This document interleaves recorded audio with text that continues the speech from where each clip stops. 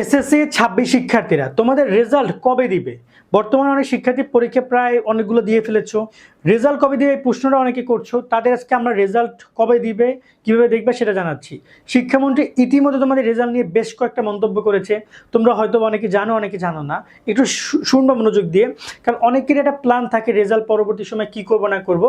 তবে আমি তোমাদেরকে অবশ্যই বলবো, ছোট ভাই হিসাবে তোমরা আমাদের বলতে পারো যে আমরা তোমাদের নিয়ে যেহেতু কাজ করছি, আমরা সবসময় যে পয়েন্টটা মিস দেখি সেটা হচ্ছে স্টুডেন্টরা পরীক্ষা দেওয়ার শেষে ঘুরতে যাবে, এখানে করবে, ওটা করবে, মানে এটার খুব প্ল্যান করে ফেলো। এগুলো না করে পরীক্ষার পরে যে সময়গুলো পাও নিজের স্কিল ডেভেলপমেন্টের সময় দিও।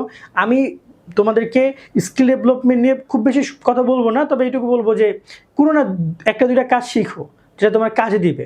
ওকে, আর মূল টপিকে যাচ্ছি। যারা এখন আমাদের ইউটিউব চ্যানেল সাবস্ক্রাইব করো না, ফেসবুক পেজ ফলো দাও না, দিয়ে রাখো এবং বন্ধু বান্ধবকে মেনশন করে জানিয়ে দাও যে রেজাল্টের ব্যাপারটা নিয়ে এই আপডেট রয়েছে।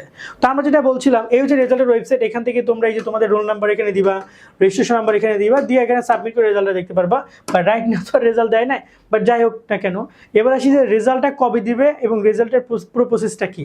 রেজাল্ট অন্যান্য বছরগুলোতে নিয়ম রয়েছে, পরীক্ষা শেষ হওয়ার 60 দিন পরে তোমাদের রেজাল্টটা দিবে। সেটা আবার লিখিত পরীক্ষা।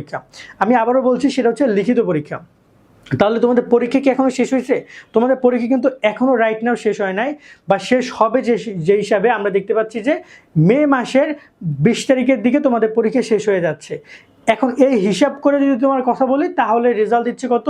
মের পরে জুন মাসের 20, জুলাই মাসের 20। জুলাই মাসের 20 তারিখের মধ্যে তোমাদের রেজাল্ট দেওয়ার একটা পরিপূর্ণ মানে বোর্ডের নিয়ম অনুযায়ী সময়সীমা হয়, এক প্রকার বলা যেতে পারে।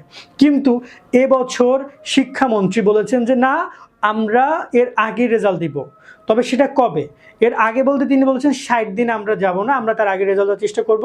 কেননা দ্রুত তিনি সব কাজ করতে চাচ্ছেন, এবং আমিও বিশেষ করি শিক্ষামন্ত্রী রেজাল্টের ব্যাপারটাতে তিনি অনেক ফোকাসড হয়ে দ্রুত রেজাল্ট প্রকাশ করবেন।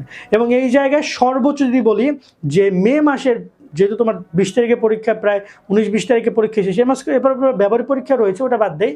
বাট এই টাইমে যেহেতু পরীক্ষা তোমার শেষ হচ্ছে, সো তারা হয়তো বা জুলাই মাসের দিকে, জুলাই মাসে আবার এইচএসসি পরীক্ষাও আছে, ওই সেম বোর্ড আবার এইচএসসি পরীক্ষাও নিচ্ছে, যার কারণে প্যারা হবে। বাট তাও আমার যতটুকু ধারণা যে জুলাই মাসের হয়তো বা 10 তারিখের পরেই তোমরা তোমাদের ফলাফল পেয়ে যেতে পারো।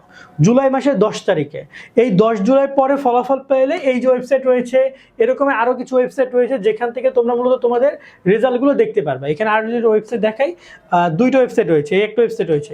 এইসব ওয়েবসাইটের মাধ্যমে রেজাল্ট দেখা যাবে। রেজাল্ট কীভাবে কি দেখবে এটা আমরা তোমাদেরকে দেখিয়ে দিব, যে প্যারা খেও না, এগুলো নিয়ে আমরা তোমাদেরকে পুরোপুরি ভিডিও দিয়ে দিব যে এভাবে রেজাল্ট দেখা যাবে। তো সেখান থেকে তোমরা রেজাল্টটা দেখিয়ে নিতে পারবা। আপাতত পড়াশোনা করে পরীক্ষা দাও, রেজাল্ট ইনশাল্লাহ তোমাদের যদি বলা যায় যে ইনশাল্লাহ ভালো কিছু হবে, এটা আমরা মনে করি। এখন দেখা যাক কিভাবে কি হয় না হয়, এবং সকলের জন্য দোয়া শুভকামনা রইল। আজকের মতো এখানে বিদায় নিচ্ছি। সকল অনেক ভালো থাকবে। আল্লাহ হাফেজ।